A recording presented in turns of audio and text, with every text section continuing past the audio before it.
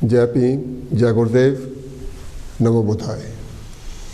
साझियां विचारां दे अज दे episode विच आप जी का बहुत बहुत स्वागत है।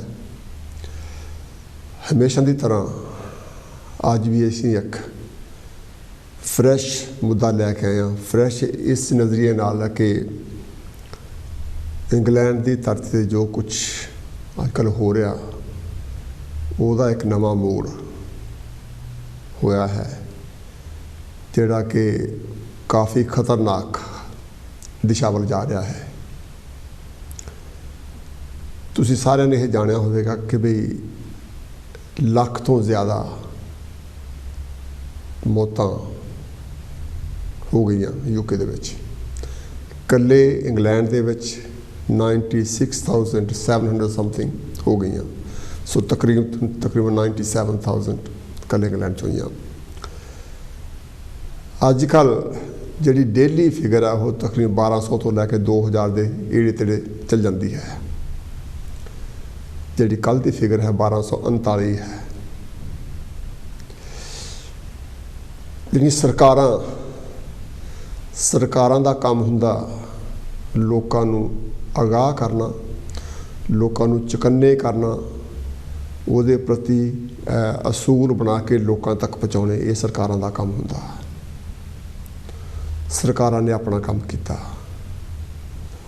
और जिहड़े लोग हैं वो भी मैं समझदा हाँ कि भी अपने वालों कोशिश कर रहे हैं कि बचीए। कोई भी बंदा इस दुनिया तो जाना नहीं चाहता। कोई नहीं चाहता मेरा बच्चा बीमार होवे, कोई नहीं चाहता मेरा माँ बाप बीमार होवे। आपां सारे डरते हैं, लेकिन फिर भी जिहड़ा ये दौर वा, जिहड़े हालात आ, किसी तो कंट्रोल नहीं हो रहा है। जिहड़ी असीं अज गल करनी है, असीं आम तौर पर बहुत बारी गल करते हैं कि भी साडी जिहड़ा साडा विरसा आ, जिहड़े साडे रस्मो रिवाज आ, वो किधर नूं जा रहे। असीं आम तौर पर भलियां टाइमां दे विच असीं ये गल करते हैं कि साडी जिहड़ी रस्म गलत आ सही आ, किधर नूं जा रहे। लेकिन अजकल जिहड़े साडे प्यारे आ, साडे परिवारां विचों, साडे आस पास तो, साडे जानकारियां विच जिहड़े सज्जन चल गए आ, उन्हां दे असीं संस्कार भी सही ढंग नाल नहीं कर सके। जिद्दां असीं विदायगी दिंदे आ उद्दां असीं विदायगी नहीं दे सकते, ना दे सके आ। तुहाडे दिल ते बहुत एक अजीब तरह का भार बच जाता कि जदों तुसीं जिहड़ा क्रियाक्रम आ, जिहड़ा रस्म आ किसी चीज़ की, उन्होंने अपने हत्थां नाल अपने सही फीलिंग दे नाल जे ना निभाइए तो किद्दां हो। जिद्दां हर बार की तरह इस बार भी मल्होत्रा साहब मेरे नाल हैं, डॉक्टर मल्होत्रा जी, वो भी इस विषय पर गल करनगे। बहुत अज ये जो मसला, ये संगीन मसला बहुत, मैं इनू होर मसले बहुत साडे समाज में बहुत सारियां गल्लां करन वालियां सी इस हफ्ते, लेकिन जिहड़े बहुत सारियां मसला इस हफ्ते मेरे जिहड़े बाकी कॉलीग्स उन्होंने बहुत वधिया अपना रोल निभाया, बहुत वधिया गल्लां कीतियां उन्होंने। मैं भी चाहुंदा सी उत्ते मैं गल करां, लेकिन जदों मैं आह चीज़ देखदा तां मैनूं होर कोई गल नहीं सोचदी, ना चंगी लगदी है। इस विषय को लैके मैं डॉक्टर साहब नाल सलाह की भी की करिए आपां, ते डॉक्टर साहब तुहानूं पता भी वो समाजिक मसलियां के बारे भरपूर ज्ञान रखते हैं और उनकी स्टडी भी ये बेस आ, और इन्हें पढ़ाया भी ये बेस से आ, और उन्होंने अपनी जी हैगी आ लिखतां भी इस बेस से कीतियां। तो असीं तुहाडे नाल ये दर्द साझा करना चाहुंदे हां कि जो कुछ असीं हंडा रहे हैं, जो साडे वड्डियां ने जिहड़े तुर गए लोग, उन्होंने जिहड़े परिवार वो नहीं हंडाया, वो सारी गल्लां तुहाडे नाल शेयर करनियां। तुसीं भी कोशिश करो उन्होंने हल बनती इदां के हालातों में सानू की करना चाहिए। बेशक सरकारां ने साते लातियां रिस्ट्रिक्शनस भी इदां ही होणियां, आपां देखना भी साडे मन नूं सकून किद्दां मिलदा, किद्दां आऊगा सकून, किद्दां असीं बर्दाश्त करांगे कि बंदा बीमार भी नहीं होया, एकदम बीमार होया चला गया साडे कोलों। यह बहुत बड़ी ट्रैजिडी आ, और खास तौर पर जिहड़ा फिगर अजकल चल रहा 1000 तो उपर डेली होना, ਇਹ ਸਾਨੂੰ ਬਹੁਤ ਖਤਰੇ ਦੀ ਘੰਟੀ ਦੇ ਰਿਹਾ ਔਰ ਇਹਨੂੰ ਆਪਾਂ ਕਿੱਦਾਂ ਰੋਕੀਏ, ਇਹ ਬਹੁਤ ਸੰਗੀਨ ਮਸਲਾ ਸਾਡੇ ਵਾਸਤੇ। ਇਸੇ ਹੀ ਮਸਲੇ 'ਤੇ ਜਿਹੜਾ ਬਾਕੀ ਆਪਾਂ ਗੱਲ ਕਰਦੇ ਹਾਂ, ਅੱਜ ਵੀ ਡਾਕਟਰ ਸਾਹਿਬ ਮੌਜੂਦ ਹਨ। ਡਾਕਟਰ ਸਾਹਿਬ ਜੀ, ਤੁਹਾਡਾ ਪਹਿਲਾਂ ਤਾਂ ਬਹੁਤ ਸਵਾਗਤ ਹੈ। Thank you. ਸੰਡੇ ਸੈਚਰਡੇ ਜਿਹੜਾ ਗੁਜ਼ਰਿਆ ਉਹਦੇ ਵਿੱਚ ਫਿਗਰ ਆ ਗਿਆ ਸੀ ਵੀ ਅਸੀਂ 100,000 ਨੂੰ ਪਾਰ ਕਰ ਗਏ ਹਾਂ, ਅਤੇ ਇਸ ਹਫ਼ਤੇ 3,000 ਤੋਂ ਉੱਪਰ ਹੋਰ ਨੀਅਰਲੀ 4,000 ਹੋ ਗਿਆ। ਇੱਕ ਦਿਨ ਆਇਆ ਸੀਗਾ 599, ਪਰ ਬਾਕੀਆਂ ਵਿੱਚ 1,200, 1,300, 1,800 ਇੱਦਾਂ ਹੀ ਆਉਂਦੇ ਆ ਰਿਹਾ। ਇਹ ਜਿਹੜੀ ਫਰੈਸ਼ ਸਿਚੁਏਸ਼ਨ ਆ, ਇਹਦੇ ਬਾਰੇ ਤੁਸੀਂ ਕੀ ਕਹਿਣਾ ਚਾਹੁੰਦੇ ਜਾਂ ਕਿੱਦਾਂ ਸੋਚਦੇ ਤੁਸੀਂ? ਮੀਰ ਸਾਹਿਬ, ਬੜੇ ਦਰਦ ਭਰਿਆ ਅੱਜ ਅਸੀਂ ਸਬਜੈਕਟ ਜਿਹੜਾ ਹੈਗਾ ਸਰੋਤਿਓ ਅਤੇ ਦਰਸ਼ਕੋ ਲੈ ਕੇ ਆਏ ਹੈਗੇ। ਅਸੀਂ ਦੋਨੇ ਭਰਾ ਪਹਿਲਾਂ ਸਲਾਹ ਕਰਦੇ ਹੈਗੇ, ਫਿਰ ਅਸੀਂ ਕੋਈ ਪ੍ਰੋਗਰਾਮ ਜਿਹੜਾ ਹੈਗਾ ਉਹਦੇ ਬਾਰੇ ਜਿਹੜਾ ਹੈਗਾ ਨਿਸ਼ਚਾ ਕਰਦੇ ਨੇ ਵੀ ਕਿਹੜਾ ਪ੍ਰੋਗਰਾਮ ਕਰਨਾ। ਅਤੇ ਇਹਦੇ ਬਾਰੇ ਵੀ ਅਸੀਂ ਹੋਰ ਕੁਛ ਜਿਹੜੀਆਂ ਗੱਲਾਂ ਸੀ ਉਹਨਾਂ ਬਾਰੇ ਵੀ ਗੱਲ ਕੀਤੀ, ਪਰ ਸੋਚਿਆ ਵੀ ਨਹੀਂ, ਇਹਦੇ ਬਾਰੇ ਗੱਲ ਕਰਨੀ ਬਹੁਤ ਜ਼ਰੂਰੀ ਹੈ। ਜੋ ਕੁਛ ਵੀ ਜਾਣੀ ਕਿ ਅੱਜ ਕੱਲ੍ਹ ਹੋ ਰਿਹਾ ਹੈਗਾ, 100,000 ਤੋਂ ਉੱਪਰ ਜਿਹੜੇ ਸਾਡੇ ਮਿੱਤਰ ਪਿਆਰੇ ਹੈਗੇ ਆ ਲੋਕਾਂ ਦੇ ਜਾਣੀ ਕਿ ਚਲੇ ਗਏ ਹੈਗੇ, ਅਤੇ ਉਹਦੇ ਇੱਕ ਬੰਦੇ ਦੇ ਜਾਣ ਦੇ ਨਾਲ ਘੱਟੋ ਘੱਟ ਆਪਣੀਆਂ ਏਸ਼ੀਅਨ ਫੈਮਲੀਜ਼ ਦੇ ਵਿੱਚ ਘੱਟੋ ਘੱਟ ਜਾਣੀ ਜਿਹੜੇ ਬੰਦੇ ਹੈਗੇ ਆ, ਜੇ ਇਮੀਡੀਏਟ ਫੈਮਿਲੀ ਲਾਈਏ ਤਾਂ ਘੱਟੋ ਘੱਟ 8, 9, 10 ਬੰਦੇ ਜਾਣੀ ਕਿ ਹੋਰ ਨਾਲ ਕਨੈਕਟਡ ਹੁੰਦੇ ਆ। ਜੇ ਕਿਸੇ ਦਾ ਕੋਈ ਭਰਾ ਹੈ, ਕਿਸੇ ਦਾ ਕੋਈ ਭੈਣ ਹੈਗੀ ਆ, ਕਿਸੇ ਦਾ ਕੋਈ ਤਾਇਆ, ਕਿਸੇ ਦਾ ਕੋਈ ਬਾਬਾ, ਅਤੇ ਜੇ ਐਕਸਟੈਂਡ ਫੈਮਿਲੀ ਆਪਾਂ ਹੋਰ ਲਾਈਏ ਤਾਂ ਇਹਨਾਂ ਦੀ ਤਾਦਾਦ ਜਿਹੜੀ ਹੈਗੀ ਆ ਹੋਰ ਵੀ ਵੱਧ ਸਕਦੀ ਹੈ। ਬਿਲਕੁਲ। ਅਤੇ ਇਹਦਾ ਮਤਲਬ ਇਹ ਹੈ ਵੀ ਜੇ ਆਪਾਂ 100,000 ਨੂੰ 1 ਲੱਖ ਨੂੰ ਜੇ ਹੋਰ 10 ਨਾਲ ਜਰਬ ਦੇ ਦਈਏ ਤਾਂ ਯਾਨੀ ਕਿ 10 ਲੱਖ ਬੰਦਾ ਯਾਨੀ ਕਿ ਅਫੈਕਟਡ ਹੋਇਆ ਹੈ ਇਹਨਾਂ ਗੱਲਾਂ ਨਾਲ। ਹਾਂਜੀ ਹਾਂਜੀ। ਅਤੇ ਆਪਣੀ ਹੋਰ ਐਕਸਟੈਂਡ ਫੈਮਲੀਜ਼ ਯਾਨੀ ਕਿ ਮਿੱਤਰ ਪਿਆਰੇ ਵਿੱਚ ਜੇ ਨਾ ਵੀ ਗਣੀਏ ਤਾਂ ਗਿਣਤੀ ਹੋਰ ਵੀ ਵੱਧਦੀ ਹੈ। ਅਤੇ ਮੈਂ ਸਮਝਦਾ ਵੀ ਯਾਨੀ ਕਿ ਜਿਹੜਾ ਵਿਦਾਇਗੀ ਦੇਣੀ ਬੱਚੇ ਦਾ ਜਨਮ ਅਤੇ ਫਿਰ ਆਦਮੀ ਦਾ ਯਾਨੀ ਕਿ ਜਿਹੜਾ ਇਸ ਜਹਾਨ ਤੋਂ ਰੁਖਸਤ ਹੋਣਾ ਹੈਗਾ, ਇਹ ਦੋ ਬਹੁਤ ਵੱਡੀਆਂ ਇਵੈਂਟ ਹੈ ਆਪਣੇ ਯਾਨੀ ਕਿ ਹਿਊਮਨ ਬੀਇੰਗਸ ਦੇ ਵਿੱਚ। ਅਤੇ ਉਸ ਖਾਸ ਕਰਕੇ ਯਾਨੀ ਕਿ ਜਦੋਂ ਬੱਚਾ ਜੰਮਦਾ ਉਹ ਗੱਲ ਜੁਦੀ ਹੈ, ਖੁਸ਼ੀ ਹੁੰਦੀ ਹੈ ਸਾਨੂੰ ਜਦੋਂ ਯਾਨੀ ਕਿ ਬੰਦਾ ਰੁਖਸਤ ਹੁੰਦਾ ਹੈਗਾ, ਉਸ ਟਾਈਮ 'ਤੇ ਅਸੀਂ ਆਪਣੀ ਰਿਸਪੈਕਟ ਜਿਹੜੀ ਦੇਣੀ ਚਾਹੁੰਦੇ ਹੈਗੇ ਆ। ਇੱਕ ਤਾਂ ਇਸ ਕੋਵਿਡ ਨੇ ਯਾਨੀ ਕਿ ਜੋ ਕੁਛ ਯਾਨੀ ਕਿ ਕੀਤਾ ਹੈਗਾ, ਅਸੀਂ ਮੂੰਹ ਵੀ ਨਹੀਂ ਦੇਖ ਸਕਦੇ ਹੈ। ਅਸੀਂ ਯਾਨੀ ਕਿ ਜਿਹੜਾ ਹੈਗਾ ਉਹਨੂੰ ਜਿਹੜਾ ਬਾਸ ਯਾਨੀ ਕਿ ਜਾਂ ਜਿਹੜਾ ਹੈਗਾ ਦਿੰਦੇ ਹੈਗੇ ਆ, ਜਾਂ ਕੱਪੜੇ ਉਹਦੇ ਪਾਉਣੇ ਹੈਗੇ ਆ, ਜਾਂ ਸਾਡੀਆਂ ਜਿਹੜੇ ਬੰਦੇ ਧਾਰਮਿਕ, ਕਿਉਂਕਿ ਸਾਡੇ ਲੋਕ ਬਹੁਤ ਧਾਰਮਿਕ ਹੈਗੇ ਆ, ਆਪਣੀ ਧਾਰਮਿਕ ਰਸਮ ਯਾਨੀ ਕਰਦੇ ਚਾਹੁੰਦੇ, ਉਹ ਵੀ ਨਹੀਂ ਕਰ ਸਕਦੇ ਹੈਗੇ। ਅਤੇ ਉਹ ਜਿਹੜਾ ਗਮ ਹੈਗਾ, ਜਿਹੜਾ ਦਰਦ ਹੈਗਾ, ਉਹ ਤੁਹਾਡਾ ਗਮ ਦਾ ਗੋਲਾ ਯਾਨੀ ਕਿ ਜਿਹੜਾ ਤੁਹਾਡੇ 'ਤੇ ਦਰਦ ਹੈਗਾ ਉਹ ਤੁਹਾਡੇ 'ਤੇ ਬਹੁਤ ਜ਼ਿਆਦਾ ਹੈਗਾ ਲੈ ਵੀ ਮੈਂ ਇਹ ਕੀ ਹੋ ਗਿਆ ਹੈਗਾ, ਕਿਉਂਕਿ ਸਰਕਮਸਟੈਂਸ ਇਹੋ ਜਿਹਾ ਹੈ। ਅਤੇ ਉਹਦੇ ਨਾਲ ਜਿਹੜਾ ਬਹੁਤ ਵੱਡਾ ਖਦਸ਼ਾ, ਜੋ ਮੈਂ ਆਪਣੀਆਂ ਲਿਖਤਾਂ ਵਿੱਚ ਵੀ ਲਿਖਿਆ, ਬਹੁਤ ਸਾਰੀਆਂ ਇਹਦੇ 'ਤੇ ਲਿਖਤਾਂ ਲਿਖੀਆਂ, ਸਟੱਡੀ ਬੜੀ ਕੀਤੀ ਹੈ, ਅਤੇ ਉਹ ਯਾਨੀ ਕਿ ਤੁਸੀਂ ਆਪਣੇ ਆਪ ਨੂੰ ਗਿਲਟੀ ਫੀਲ ਕਰਨ ਲੱਗ ਪੈਂਦੇ ਆ ਵੀ ਮੈਂ ਆਪਣੇ ਬਾਪ ਨੂੰ, ਮੈਂ ਆਪਣੇ ਯਾਨੀ ਕਿ ਮਾਂ ਨੂੰ ਯਾਨੀ ਕਿ ਜਾਂ ਭਰਾ ਨੂੰ, ਜਾਂ ਕੋਈ ਵੀ ਯਾਨੀ ਕਿ ਜਿਹੜਾ ਤੁਹਾਡਾ ਰਿਸ਼ਤਾ ਹੈਗਾ ਵੀ ਉਹਨੂੰ ਮੈਂ ਲਾਸਟ ਮਿੰਟ 'ਤੇ ਰਿਸਪੈਕਟ ਵੀ ਨਹੀਂ ਦੇ ਸਕਿਆ। ਅਤੇ ਇਹਦੇ ਲਈ ਮੈਂ ਸਮਝਦਾ ਵੀ ਜਿਹੜਾ ਹੈਗਾ ਆ, ਬਹੁਤ ਸਾਰੇ ਲੋਕ ਗਮਗੀਨ ਹੈਗੇ ਆ। ਕਈ ਪਰਿਵਾਰਾਂ ਵਿੱਚ ਸ਼ਾਇਦ ਹਸਬੈਂਡ ਵਾਈਫ ਇਕੱਲੇ ਰਹਿੰਦੇ ਹੋਣ ਵੀ ਉਹਦਾ ਇੱਕ ਪਾਰਟਨਰ ਚਲ ਗਿਆ ਹੈਗਾ, ਅਤੇ ਉਹ ਹੋਰ ਵੀ ਆਈਸੋਲੇਟਡ ਹੋ ਗਏ ਹੈਗੇ ਆ, ਯਾਨੀ ਕਿ ਜਾਂ ਕੁਛ ਇਹੋ ਜਿਹੀ ਸਿਚੁਏਸ਼ਨ ਹੈਗੀ ਆ, ਬੱਚੇ ਕਿਸੇ ਪਾਸੇ ਹੋਰ ਦੂਰ ਹੈਗੇ ਕੰਮ ਕਰਦੇ, ਜਾਂ ਕਿਸੇ ਹੋਰ ਮੁਲਕ ਵਿੱਚ ਕੰਮ ਕਰਦੇ ਹੈਗੇ ਆ। ਉਹਦੇ ਨਾਲ ਵੀ ਜਿਹੜਾ ਹੈਗਾ ਉਹ ਇਕੱਲਤਾ ਜਿਹੜੀ ਹੈ ਉਹ ਹੋਰ ਵੀ ਜ਼ਿਆਦਾ ਜਿਹੜੀ ਹੈਗੀ ਆ ਉਹਨਾਂ 'ਤੇ ਭਾਰੂ ਹੁੰਦੀ ਹੈ। ਅਤੇ ਉਹ ਫਿਰ ਬੰਦਾ ਇਹ ਵੀ ਸੋਚਦਾ ਹੈਗਾ ਵੀ ਮੇਰੇ ਨਾਲ ਹੀ ਕਿਉਂ ਹੋਇਆ ਹੈਗਾ ਇਹ। ਇੱਕ ਤਾਂ ਯਾਨੀ ਕਿ ਇਹ ਗਿਲਟੀ ਫੀਲਿੰਗ ਯਾਨੀ ਕਿ ਹੁੰਦੀ ਹੈ। ਦੂਸਰਾ ਬੰਦਾ ਇਹ ਵੀ ਮਹਿਸੂਸ ਇਹ ਕਰਦਾ ਵੀ ਮੈਂ ਕੁਛ ਕਰ ਹੀ ਨਹੀਂ ਸਕਿਆ, ਲੈ ਵੀ ਮੈਂ ਆਪਣੇ ਮਿੱਤਰ ਪਿਆਰੇ ਨੂੰ ਯਾਨੀ ਕਿ ਬਚਾ ਲੈਂਦਾ। ਅਤੇ ਉਹ ਯਾਨੀ ਕਿਹੜਾ ਦਰਦ ਹੈਗਾ, ਮੈਂ ਸਮਝਦਾ ਵੀ ਉਸ ਦਰਦ ਨੂੰ ਵੰਡਾਉਣ ਦੇ ਲਈ ਜਿਹੜੇ ਕਿ ਆਪਣੇ ਸਮਾਜ ਵਿੱਚ ਵੀ ਵੱਖਰੇ ਵੱਖਰੇ ਸਾਡੇ ਰਸਮ ਰਿਵਾਜ ਹੈਗੇ, ਆਪਾਂ ਘਰ ਜਾਂਦੇ ਹੈਗੇ ਆ, ਯਾਨੀ ਕਿ ਜਾਂ ਜਿਹੜਾ ਹੈਗਾ ਉੱਥੇ ਜਾ ਕੇ ਹੱਥ ਘੁੱਟਦੇ ਹੈਗੇ ਆ, ਜਾਂ ਜੱਫੀ ਪਾਉਂਦੇ ਹੈਗੇ ਆ, ਜਾਂ ਉਹਦੇ ਨਾਲ ਰੋਂਦੇ ਹੈਗੇ ਆ, ਜਾਂ ਕੁਛ ਵੀ ਹੈਗਾ। ਇੱਕ ਤਾਂ ਸਾਡੇ ਤੋਂ ਉਹ ਖੁੱਸ ਗਿਆ ਹੈਗਾ ਇਸ ਪੈਂਡੈਮਿਕ ਦੇ ਵਿੱਚ। ਜਿਹੜਾ ਵਿਦਾਇਗੀ ਵੇਲੇ ਰੋਣਾ, ਖਾਸ ਤੌਰ 'ਤੇ ਜਦੋਂ ਆਪਾਂ ਕਿਸੇ ਨੂੰ ਸਦਾ ਲਈ ਰੁਖਸਤ ਕਰਦੇ ਹਾਂ, ਹਾਂਜੀ ਹਾਂਜੀ, ਉਹ ਜ਼ਿੰਦਗੀ ਦਾ ਇੱਕ ਹਿੱਸਾ ਔਰ ਬਹੁਤ ਇੰਪੋਰਟੈਂਟ ਹਿੱਸਾ। Absolutely absolutely. ਤੁਸੀਂ ਉਸ ਪਰਿਵਾਰ ਦੇ ਨਾਲ ਆਪਣਾ ਦਰਦ ਵੰਡਾਉਂਦੇ ਆ ਕਿ ਵੀ ਮੈਨੂੰ ਵੀ ਦੁੱਖ ਵਾ। ਜਦੋਂ ਇਨਸਾਨ ਰੋ ਲੈਂਦਾ ਤਾਂ ਉਹਦੇ ਮਨ ਨੂੰ ਥੋੜ੍ਹਾ ਜਿਹਾ ਸਕੂਨ ਜਾਂ ਇੱਕ ਨੂੰ ਥੋੜ੍ਹੀ ਆਰਾਮ ਮਿਲਦਾ, ਕਿਉਂਕਿ ਉਦੋਂ ਵੱਧ ਹੋਰ ਕੁਛ ਉਹ ਕਰ ਨਹੀਂ ਸਕਦਾ ਹੁੰਦਾ। ਬੇਬਸੀ ਹੈ, ਬੇਬਸੀ ਹੁੰਦਾ। ਇੱਥੇ ਮੈਂ ਕੱਲ੍ਹ ਹੋਰ ਜ਼ਰੂਰ ਤੁਹਾਨੂੰ ਡਾਕਟਰ ਸਾਹਿਬ ਮੈਂਸ਼ਨ ਕਰਨੀ ਚਾਹੁੰਦਾ, ਮੇਰੇ ਆਪਣੇ ਪਰਿਵਾਰ ਦੇ ਵਿੱਚ ਇਮੀਡੀਏਟ 4 ਮੌਤਾਂ ਹੋਈਆਂ ਵਿਦਨ ਫਿਊ ਮੰਥਸ। ਜੂਨ ਵਿੱਚ ਮੇਰਾ ਨੈਫਿਊ ਉਹਦੀ ਡੈਥ ਹੋ ਗਈ ਔਰ ਅਸੀਂ ਖੜੇ ਦੇਖਦੇ ਰਹਿ ਗਏ ਬਾਹਰ ਖੜੇ ਅਸੀਂ ਸਾਡੇ ਕੋਲ ਦੀ ਗੱਡੀ ਤਾਂ ਗਈ ਜਾਣੀ ਅਸੀਂ ਉਹਨੂੰ ਦੇਖ ਨਹੀਂ ਸਕੇ ਔਰ ਕੁਛ ਨਹੀਂ ਕਰ ਸਕੇ। ਫਿਰ ਲੇਟਲੀ ਮੇਰੀ ਛੋਟੀ ਨੂੰਹ ਆ ਉਹਦਾ ਇੱਕ ਮਾਮਾ ਅਤੇ ਇੱਕ ਉਹਦਾ ਤਾਇਆ, ਇੱਕ ਦਿਨ ਤਾਇਆ ਗੁਜ਼ਰ ਗਿਆ, ਦੂਜੇ ਦਿਨ ਮਾਮਾ ਗੁਜ਼ਰ ਗਿਆ। ਅੱਛਾ ਸਿਚੁਏਸ਼ਨ ਵੀ ਇਹ ਫਰਕ ਆਇਆ ਕਿ ਉਹ ਜਿਹੜਾ ਤਾਇਆ ਸੀ ਉਹਦੀ ਡੈਥ ਘਰ 'ਚ ਹੋਈ।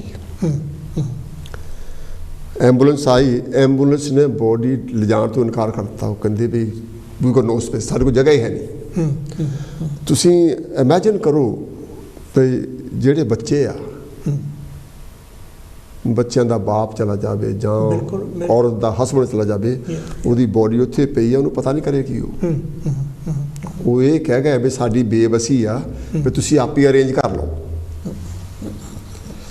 ਜਾਣੀ ਇਹ ਕੁਛ ਗੱਲਾਂ ਆ ਜਿਨ੍ਹਾਂ ਕਰਕੇ ਮੈਂ ਅੱਜ ਦਾ ਪ੍ਰੋਗਰਾਮ ਸਪੈਸ਼ਲੀ ਤੌਰ 'ਤੇ ਆਪਾਂ ਇਹ ਰੱਖਿਆ ਕਿ ਇੱਦਾਂ ਦੀ ਸਿਚੁਏਸ਼ਨ ਹੋ ਗਈ, ਸਾਨੂੰ ਕਿੰਨਾ ਕੁ ਹੋਰ ਦੇਖਣਾ ਪਊਗਾ ਗੰਭੀਰ ਹੋਣ ਲਈ।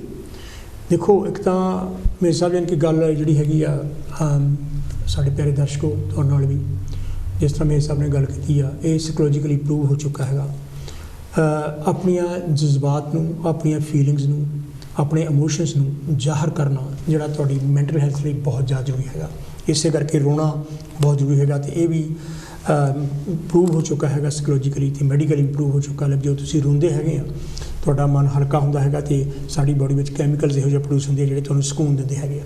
ਸੋ ਇਸ ਕਰਕੇ ਰੋਣਾ ਕਿ ਖਾਸ ਕਰਕੇ ਮਰਦਾਂ ਨੂੰ ਸਾਨੂੰ ਕਿਹਾ ਗਿਆ ਤੁਸੀਂ ਤਾਂ ਬਹਾਦਰ ਹੋਣੇ, ਤੁਸੀਂ ਰੋਣਾ, ਬਿਲਕੁਲ ਗਲਤ ਗੱਲ ਸਾਨੂੰ ਸਿਖਾਈ ਗਈ ਹੈਗੀ ਆ। ਇਸ ਕਰਕੇ ਅਸੀਂ ਇਸ ਚੀਜ਼ ਨਾਲ ਸਹਿਮਤ ਨਹੀਂ ਹੈਗੇ ਕਿਉਂਕਿ ਮੈਡੀਕਲੀ ਪ੍ਰੂਫ ਹੋ ਚੁੱਕਾ ਅਤੇ ਸਾਨੂੰ ਇਨਕੇ ਰੋਣਾ ਚਾਹੀਦਾ ਹੈ ਅਤੇ ਜਜ਼ਬਾਤ ਆਪਣੇ ਜਿਹੜੇ ਹੈਗੇ ਆ ਉਹਨਾਂ ਨੂੰ ਜਿਹੜਾ ਜ਼ਾਹਰ ਕਰਨਾ ਚਾਹੀਦਾ। ਇੱਕ ਹੋਰ ਗੱਲ ਜਿਹੜੀ ਕਿਉਂਕਿ ਇਹਦੇ ਨਾਲ ਆਪਾਂ ਕਨੈਕਸ਼ਨ ਹੈਗੀ ਆ, ਬੱਚਿਆਂ ਨੂੰ ਅਸੀਂ ਕਈ ਵਾਰੀ ਇਗਨੋਰ ਕਰ ਦਿੰਦੇ ਹੈਗੇ ਆ। ਬੱਚਿਆਂ 'ਤੇ ਇਸ ਚੀਜ਼ ਦਾ ਬਹੁਤ ਵੱਡਾ ਅਸਰ ਪੈਂਦਾ ਹੈਗਾ।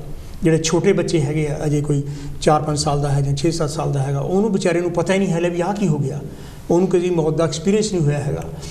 ਇਸ ਕਰਕੇ ਬੱਚਿਆਂ ਨੂੰ ਇੱਕ ਤਾਂ ਸਹੀ ਭਾਸ਼ਾ ਵਿੱਚ ਜਿਹੜੀ ਜਾਣੀ ਕਿ ਉਹਨਾਂ ਨੂੰ ਸਮਝ ਲੱਗਦੀ ਹੋਵੇ, ਉਹਨਾਂ ਦੇ ਹਿਸਾਬ ਨਾਲ ਉਹਨਾਂ ਨੂੰ ਪਤਾ ਲੱਗਦਾ ਹੋਵੇ, ਇਹ ਨਾ ਕਹਿਣਾ ਵੀ ਹਾਂ ਜੋ ਚਲ ਗਿਆ ਹੈਗਾ, ਉਹਨਾਂ ਨੂੰ ਦੱਸਣਾ ਚਾਹੀਦਾ ਵੀ ਆਹ ਸਿਚੁਏਸ਼ਨ ਹੈਗੀ ਆ। ਹੁਣ ਚਲੋ ਜਾਣੀ ਕਿ ਜੇ ਕਿਤੇ ਸੰਸਕਾਰ ਲਈ ਕੋਈ ਜਾ ਸਕਦਾ ਹੈਗਾ, ਸ਼ਮਸ਼ਾਨ 'ਤੇ ਜਾ ਸਕਦਾ, ਸ਼ਮਸ਼ਾਨ ਘਾਟ 'ਤੇ, ਉੱਥੇ ਵੀ ਜੇ ਬੱਚੇ ਨੂੰ ਦੱਸਣਾ ਚਾਹੀਦਾ ਵੀ ਤੂੰ ਸਾਡੇ ਨਾਲ ਚੱਲਣਾ ਚਾਹੁੰਦਾ ਵੀ ਉੱਥੇ ਆਹ ਕੁਛ ਹੋਣਾ ਹੈਗਾ। ਜੇ ਉਹ ਜਾਣਾ ਚਾਹੁੰਦਾ ਤੈਨੂੰ ਨਾਲ ਲੈ ਕੇ ਜਾਣਾ ਚਾਹੀਦਾ ਹੈਗਾ, ਜੇ ਨਹੀਂ ਜਾਣਾ ਚਾਹੁੰਦਾ ਤਾਂ ਉਹਦਾ ਕੋਈ ਪਿੱਛੇ ਨਾ ਪਿੱਛੇ ਕੋਈ ਹਿਫਾਜ਼ਤ ਨਹੀਂ ਚਾਹੀਦੀ। ਇਸ ਕਰਕੇ ਬੱਚਿਆਂ ਦਾ ਵੀ ਅਸੀਂ ਕਈ ਵਾਰ ਭੁੱਲ ਜਾਂਦੇ ਹੈਗੇ ਹਾਂ।